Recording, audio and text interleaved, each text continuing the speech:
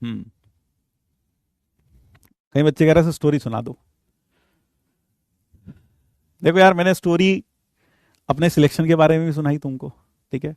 मैं बचपन से क्या करता था, बचपन से मैं आपकी अपनी बात बताता हूँ थोड़ी सी।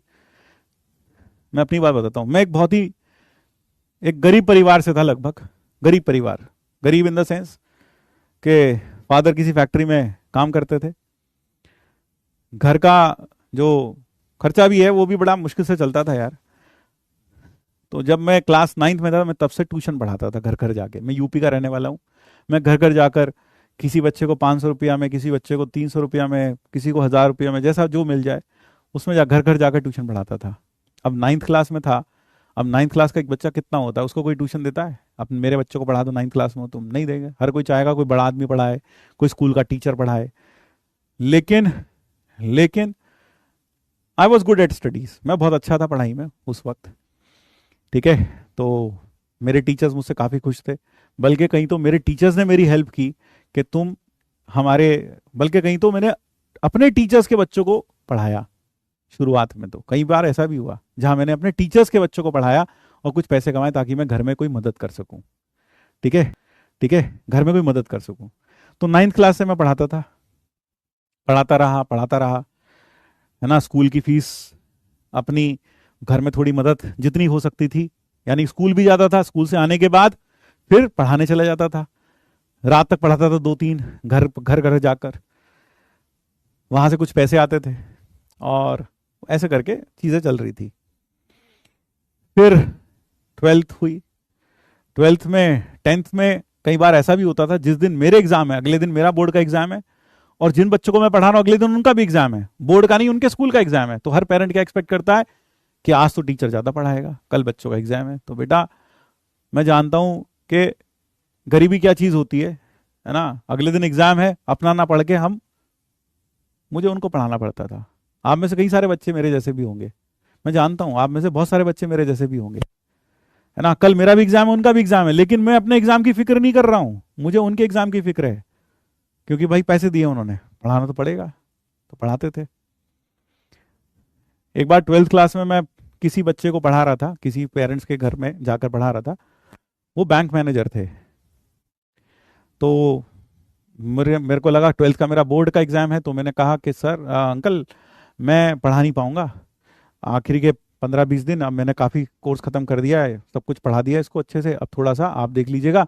मैं आखिरी के 15-20 दिन नहीं आ पाऊंगा, क्योंकि मुझे अपना थोड़ा एग्जाम भी तैयार करना है, आईटीजेई की थोड़ी प्रिपरेशन भी करनी है। हालांकि मुझे समय तो मिला ही नहीं था आईटीजेई की प्रिपरेशन करने के लिए। मैंने कहा थोड़ा बहुत देख लेता हूँ, है ना, एग्जाम भी आ रहा है उसका। तो बोले तुम जैसे बच्चों से नहीं हो पाएगा, तुम सारा दिन पढ़ाते फिरते हो, तुम्हारा कहाँ हो पाएगा, तुम जैसे बच्चों का थोड़ी ना होता है आईआईटी वाईआईटी में। बहुत बेइज्जती उन्होंने की, भाई क्या करते की, है ना, गरीब आदमी की तो हर कोई बेइज्जती कर देता है। तो सुन लिया, तो मैं छुट्टी लेकर आ गया भाई, मैंने नहीं पढ़ाना बंद कर दिया। और मैंने फिर ट्वेल्थ अपना ठीक ठाक किया।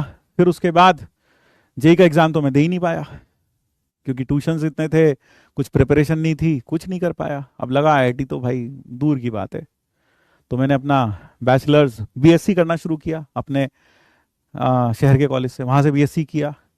अब जब बीएससी कर रहा था तो वहाँ मेरे को देखा मेरे प्रोफेसर्स ने कि यार ये बच्चा रोज पढ़ाता भी है, फिर कॉलेज में भी कभी कभी आता तो है।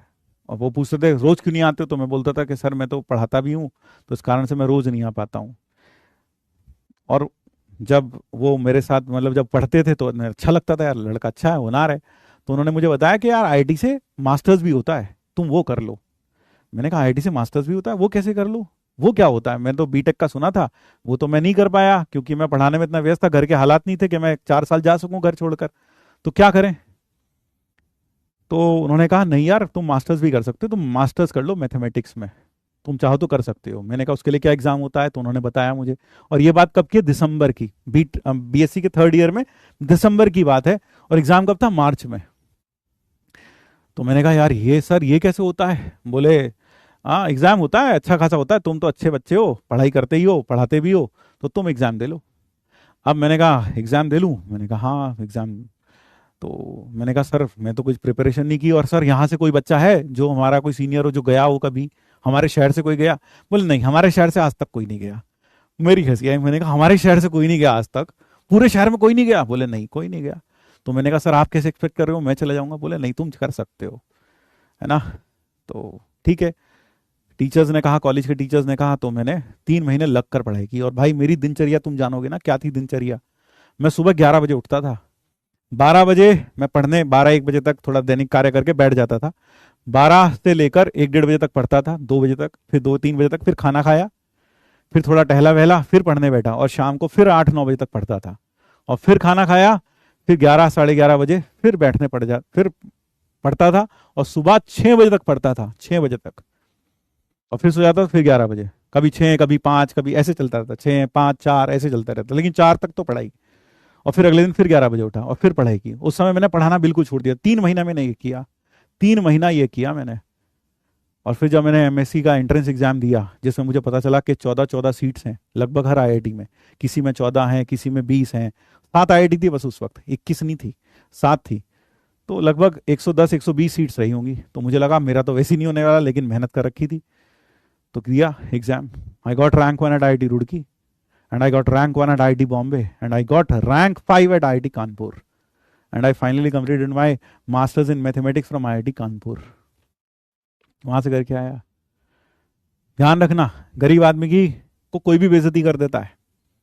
मुझे याद है वो दिन जब मैं छोटा था, तो इतने पैसे नहीं होते थे कि यार कोई नए कपड़े खरीद के शादी में जाओ, कोई नए जूते खरीद के जाओ, नहीं होते थे, इतने नहीं होते थे।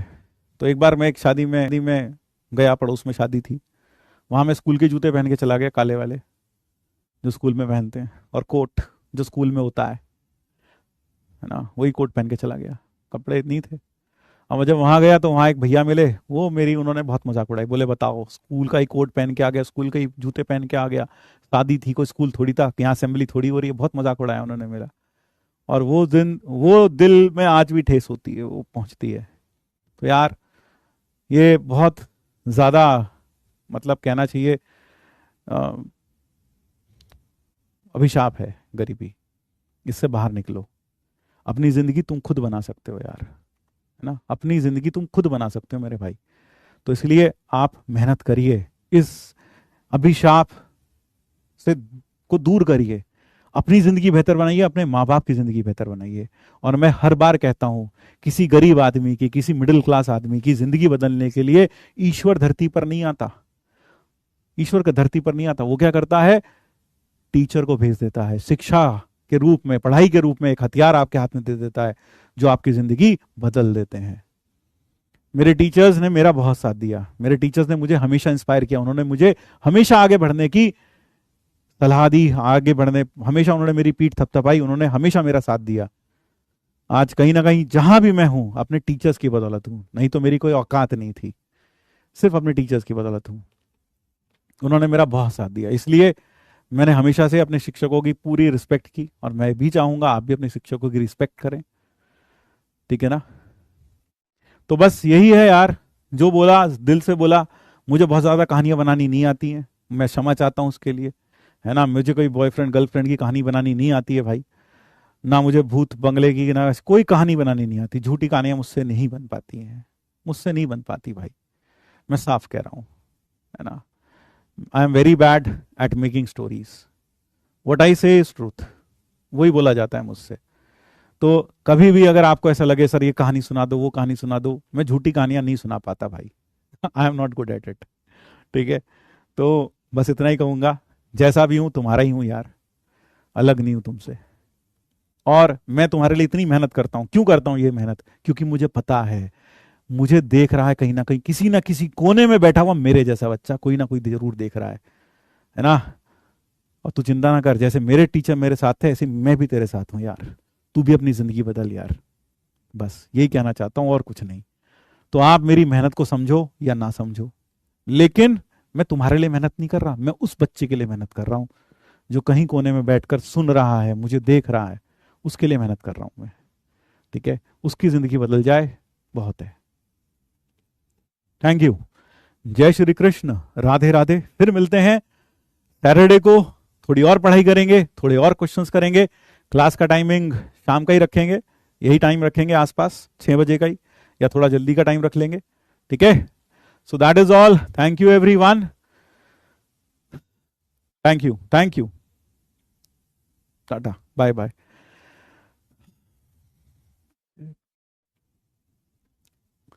पढ़ाई करो यार, कोई और तरीका नहीं है जिंदगी बदलने का, पढ़ाई करो, मौज मस्ती जिंदगी भर होती रहेगी। आपको लगता होगा मैं कितना सीरियस हूं, बहुत ज्यादा मजाक नहीं करता, है ना, क्या करें जब जिंदगी में छोड़ो यार, फिर बात करेंगे, चलो ठीक है, thank you everyone, ta-ta bye bye. फिर मिलेंगे सैटरडे को, खूब सारी प्रैक्टिस करेंगे, और अगर कोई भी डाउट रह गया घबराना मत, मैं हमेशा ही कहता हूं घबराना मत, अगर कोई भी डाउट रह गया हो मैं हूं तुम्हारे साथ, है ना, और मैं कोशिश कर रहा हूं हर डाउट जो भी तुम्हारे मन में आ रहा है उसका जवाब यहां दे सकूं, ठीक है। Thank you everyone, thank you.